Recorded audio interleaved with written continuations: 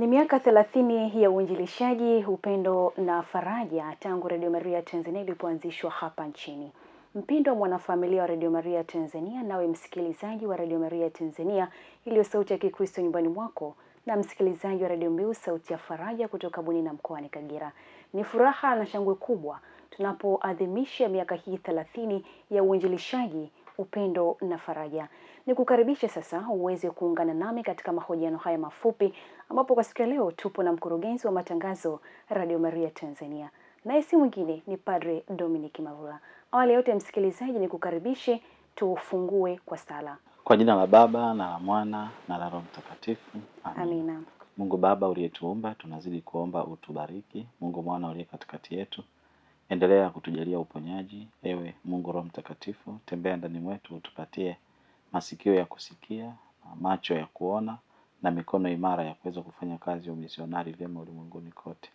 Malaika wa amani atuongoze na tutangulie safari ya maisha yetu hapa duniani, ifikie heri ya tunu za mbinguni kwa Kristo Bwana wetu. Amen.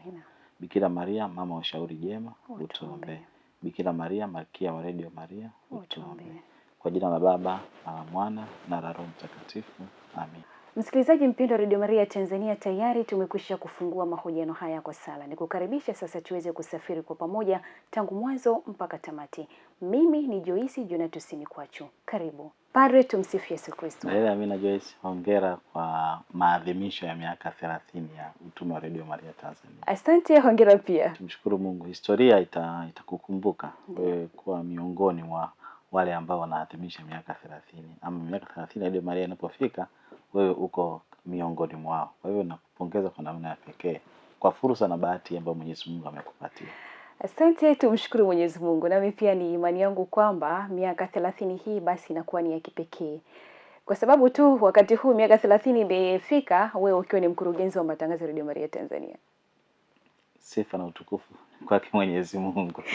Asante Padre. Sasa bila kupoteza wakati, tungetamani kufahamu kwa ufupi tu, umekuwa mkurugenzi wa matangazo ya Radio Maria Tanzania kwa kipindi gani? Nimefika Radio Maria Tanzania na kuhudumu katika nafasi hii kwa takribani miaka 5 sasa. Maana ilikuwa tangu mwanzoni mwa mwaka 2021. Asante Padre Dominic kwa ufafanuzi huo mzuri, lakini pia ningetamani kufahamu Radio Maria imekuwa ni sauti ya mama. Imekuwaje sauti ya mama kwa upande wa wanautume wenyewe Radio Maria Tanzania, lakini pia kwa upande wa jamii nzima? Kila mmoja ambaye anafanya utume wa Radio Maria tunaamini ya kwamba amevutwa na mama yetu Bikira Maria. Kwa sababu msingi wa utume wenyewe ni baada ya watu kusikiliza matokeo na ujumbe wa matokeo mama yetu Bikira Maria na kutafakari kwa nini mama anasema ujumbe huo upelekwe kwa ulimwengu mzima, ndio hasa ilikuwa ni kichocheo cha kuasisi Radio Maria duniani. Kwa hivyo katika mantiki hiyo hiyo pia Radio Maria katika kila nchi inaendeleza lile lengo msingi la kupeleka ujumbe wa mama yetu Bikira Maria. Na ujumbe wa mama yetu Bikira Maria ni ujumbe wa Bwana wetu Yesu Kristo. Na ujumbe wa Bwana wetu Yesu Kristo ni ujumbe wa kanisa. Kwa hivyo kila mwanautume anayeingia katika utume wa Radio Maria ama anayeshiriki utume wa Radio Maria anaguswa na hiyo sauti ya mama ya kumuita yeye kushiriki pamoja naye kazi ya kimisionari. Namna yote ile ya majitoleo ya sadaka, wanautume wa Radio Maria wanafanya sadaka kubwa sana. Namna yote ya majitoleo ya rasilimali fedha, rasilimali vitu ambayo wanatoa kama sadaka zao, wakiunganisha na lile lengo msingi la kuitikia mwito wa mama ya kusali kwa ajili ya kuombea amani ya roho ya mtu mmoja mmoja na amani ya ulimwengu. Kwa hivyo wanautume hawa pamoja na wadau na washirika wote wanakuwa sehemu ya kuitikia ujumbe wa mama yetu Bikira Maria. Kwa hivyo naweza nikasema kwa namna hiyo ndivyo ambavyo tunasema kwamba wanautume wanaguswa kwa namna gani na ujumbe wa mama yetu Bikira Maria. Na hususan mwaka huu tunamwangalia mama yetu Bikira Maria hasa kama mama anayeongoza vita ya mapambano ya kiimani. Na sala ni silaha ya kipekee katika hiyo vita ya mapambano ya kiimani. Kwa kila mwanautume wa Radio Maria tunapoadhimisha miaka hii 30 anapaswa kukumbuka mwito huo wa mama yetu Bikira Maria ambao anatoa katika jumbe zake. Sala iwe ndio msingi katika mito, katika wito na katika wajibu na majukumu yetu. Asante. Kama ambavyo umezungumza kuhusu sauti ya Mama Maria kwa wanaotuma Radio Maria Tanzania, lakini pia kwa jamii nzima. Je, kuna ushuhuda wowote ambao umepata kusikia ama kusikiliza tu kutoka kwa mtu yoyote, kama umembadilisha maisha yake ama umemuongoza kutoka sehemu moja kwenda sehemu nyingine kupitia Radio Maria Tanzania? Yes, shuhuda zipo nyingi sana, nyingi nyingi. Nafikiri hatuwezi kutaja kwa idadi tukitaka kutaja shuhuda za namna watu kadha wa kadha walivyoguswa na ujumbe wa mama yetu Bikira Maria. Kwa namna ya pekee, ukiacha ambao wanaguswa waliokuwa wanataka kufahamu hiki na kile, ama wanaoshirikishwa katika matangazo yetu, kuna shuhuda nyingi za watu ambao walipata miito kupitia kwa utume wa Radio Maria. Siku moja nilikuwa nimepaki gari sehemu fulani, Jimbo Katoliki Morogoro niseme. Baadaye alifika mtaa fulani. Alipofika alikuja kugonga pale. Akasema, nimeona gari ya Radio Maria, nimesema nije nikusalimie. Kumbe ni wewe padre? Nikamwambia ndio. Wewe ni nani? Mimi nilikuwa simfahamu. Sasa mimi kila mara nikiona nembo ya Radio Maria napata amani, kwa sababu nilipata wito kwa kufuatilia na kusikiliza vipindi vya Radio Maria Tanzania. Kwa hiyo hii ni mojawapo ya shuhuda, na lakini pia wapo vijana kadha wa kadha pia ambao kwa kusikiliza na kufuatilia vipindi vya Radio Maria wamepata wito wa kuwa makasisi ama kuwa watawa wa kiume. Pia wamepatikana wengi. Majuzi alilishuhudia kijana mmoja ambaye sasa ni kasisi tayari, kwamba yeye kila mara anawakumbuka watangazaji mahususi Agnes Shayohiza na Leonia Odilo Bishoge. Anasema hawa watu wawili kwangu walikuwa ni kichocheo cha kuyafahamu mengi ya kanisa, na kupitia kwa mafundisho yao nikapata shauri pia na mimi kujiunga na seminari, na basi hatimaye amekuwa kasisi katika kanisa la Mwenyezi Mungu. Kwa hivyo zipo shuhuda nyingi. Hapo nimeona nitoe shuhuda hizi mbili, ya mtawa wa kike na huyu kasisi ndani ya kanisa. Yes, kwa hivyo tuna shuhuda za kutosha kabisa ya watu walioguswa na ujumbe wa mama na kushiriki naye katika utume wa kimisionari wa kupeleka ujumbe wa Kristo katika nyumba za watu. Nami pia nitashuhudia padre. Inawezekana pia na wewe mmoja hapo. Asante padre kwa kuwazungumzia watu ambao wamepata mabadiliko kupitia Radio Maria Tanzania kwa hii miaka 30.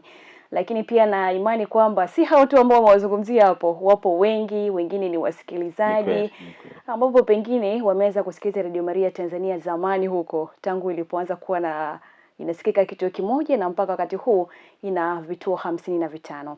Lakini pia padre, matamanio ya wasikilizaji wengi ni kupata mafundisho ya kina ya kiimani, lakini pia kulingana na muda, wengine huwa hawapati vile mafundisho kwa kina, yani hawayapati vizuri. Labda inawezekana ni vipindi muda wake ni mchache, ama kama wakienda tu kanisani kwenye ibada ya misa, kwenye adhimisho la misa, labda tu wakienda kanisani kwenye adhimisho la misa takatifu, baada ya misa basi wanarudi nyumbani, hakuna tena kitu kingine. Je, Radio Maria Tanzania inawahakikishia vipi hawa wasikilizaji ambao wanatamani kujifunza na kupata mafundisho ya kina kiimani?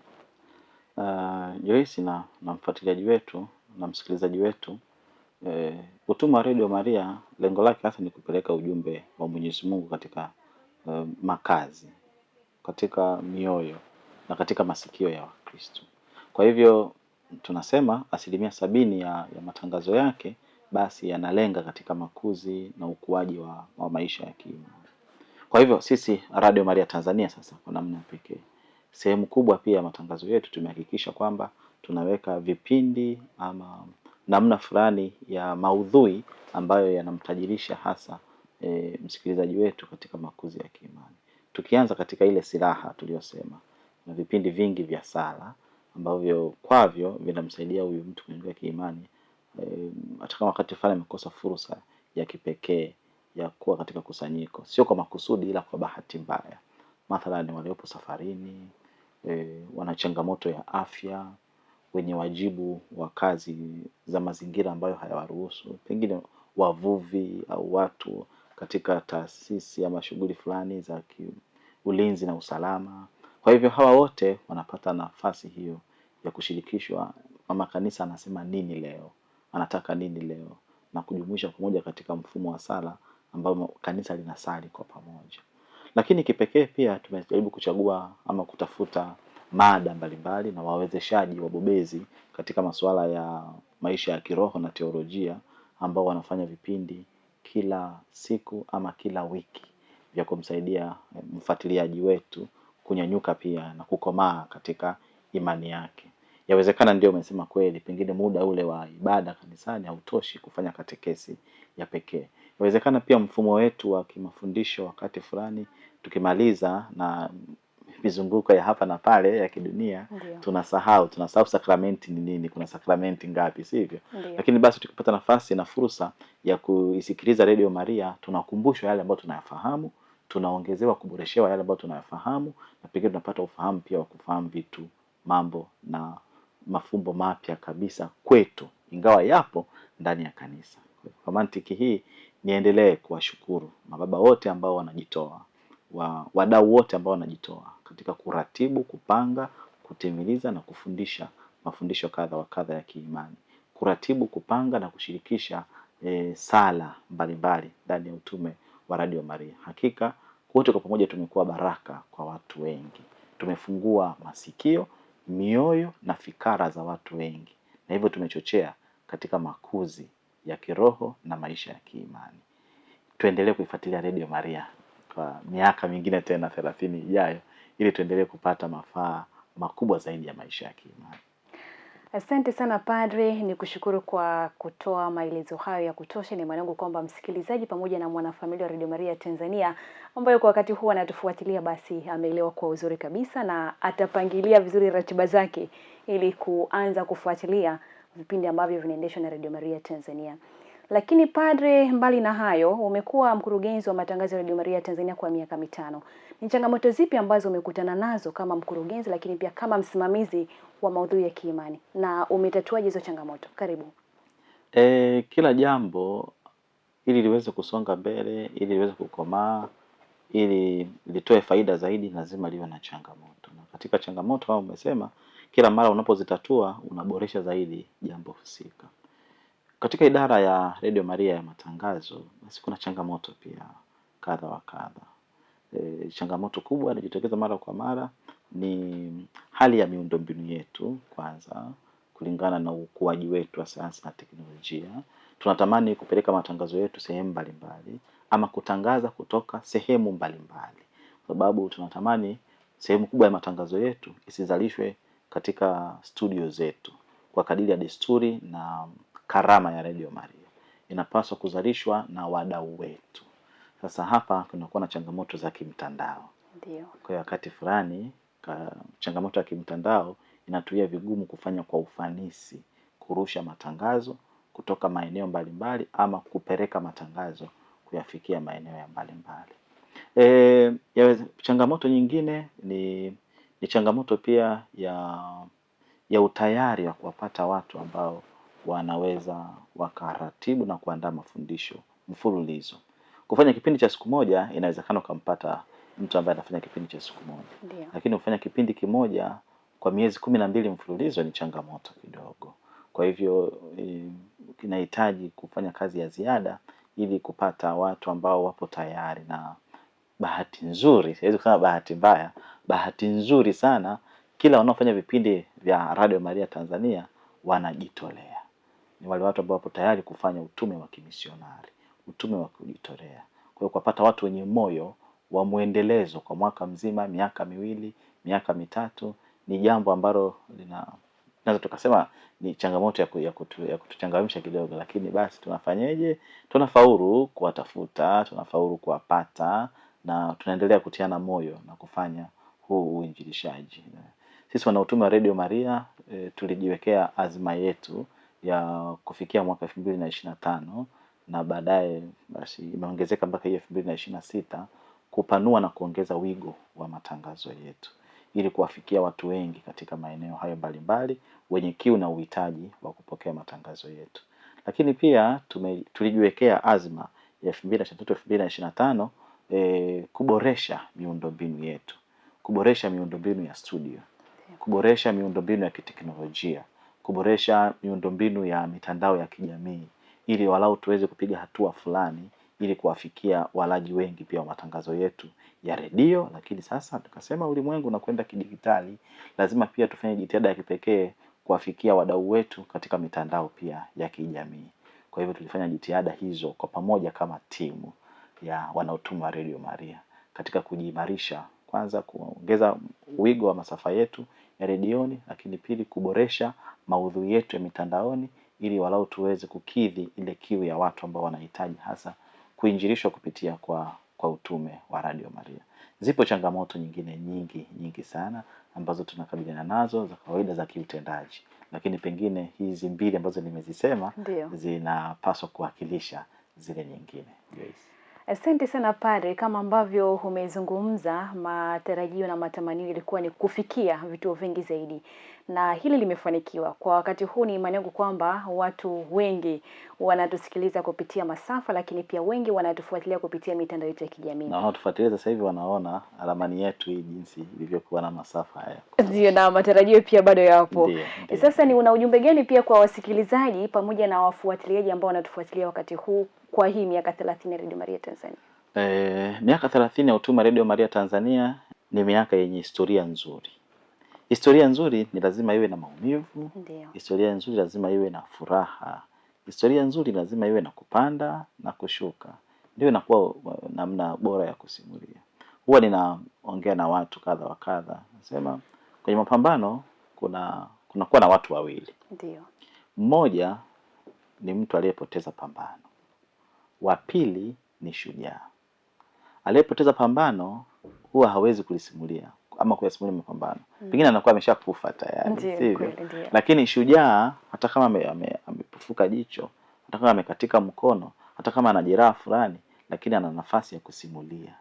Kwa hivyo tunawaambia nini wadau wetu? Miaka hii 30 utume wa Radio Maria umekuwa baraka kwa watu wengi. Na watu wengi wamekuwa baraka kwa utume wa Radio Maria. Miaka 30 ni nafasi na fursa ya kutafakari wenzetu waliojitolea sadaka ya kutosha. Tangu katika kipindi kile cha uongozi na uratibishaji wa Baba Camilo Nikata pamoja na timu yake ile ya mwanzo, ile njia ngumu ambayo walipitia katika kuanzisha, mwanzo mgumu daima kila mara. Ndio, inakuwa hivyo. Baadaye safari ya Padre Nikata pamoja na timu yake kutoka Songea kuja Dar es Salaam na michakato ile waliopitia katika kuanzisha redio, ina historia nzuri za kupendeza, za kuvutia, wakati fulani za kushangaza, za kusikitisha, lakini waliwezaje? Ni kwa nguvu za Mwenyezi Mungu. Mwezi wa pili mwaka huu Padre Livio, kiongozi wa ushauri wa matangazo kwa Radio Maria duniani, anasema kila mara tukishuhudia Radio Maria tuna neno moja tu la kusema. Ndio. Radio Maria ni muujiza wa Mwenyezi Mungu. Hatuhitaji muujiza mikubwa ile ya mtu sijui kupona jicho, kupona mguu. Nasema Radio Maria ni muujiza wa Mwenyezi Mungu. Yeye akikumbuka namna Radio Maria ilivyoanza kama shirikisho miaka ile 1980 na jinsi ilivyo leo hii katika nchi takriban 93, anasema huu ni muujiza. Nami nikatafakari Radio Maria iliyoanza mwaka 96 leo hii kuwa na wigo mpana kiasi hiki na imeendelea kubaki imara, huu ni muujiza. Kama ni muujiza, basi Mungu atuguse na huu muujiza. Ndio ujumbe wangu naweza nikamwambia wafuatiliaji wetu na wadau wetu. Waone hii kazi ya Mungu inayotendeka katika namna ya muujiza kabisa. Ni muujiza wa ajabu.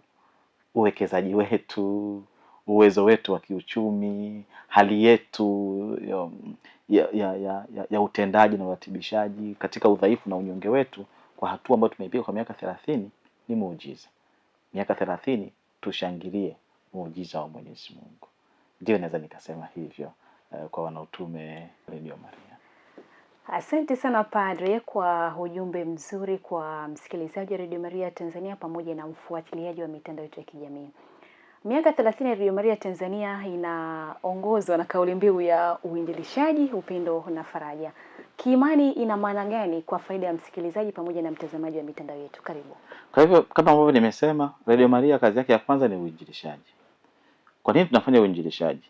Kila kufanya uinjilishaji tunakumbuka sauti ya Kristo kwamba wajibu wetu sisi, amri yake kubwa ni kupendana.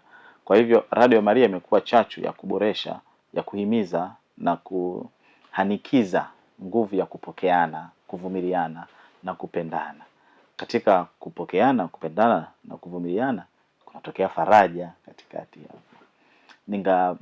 kuna mfano huwa naukumbuka, ingawa sio Radio Maria Tanzania. Wa padri mmoja wa radio jirani ambao tulianza kwa pamoja, Radio Maria Uganda, anasema kwamba siku moja alikuwa anafanya katekisimu ya juu ya maisha ya ndoa, na alikuwa anakemea yule mtu ambaye anajisikia roho ya kutaka kuondoka katika ndoa, ya kuvunja ndoa yake, ya kumaliza ndoa yake. Na katika yeye alifanya kipindi hicho akiongozwa na namna yake ya maandalio ya kipindi na mada ambayo alikuwa anawasilisha. Anasema baada ya kipindi kile, jioni akapokea wageni. Wageni walikuwa kina nani? Walikuwa bwana na bibi.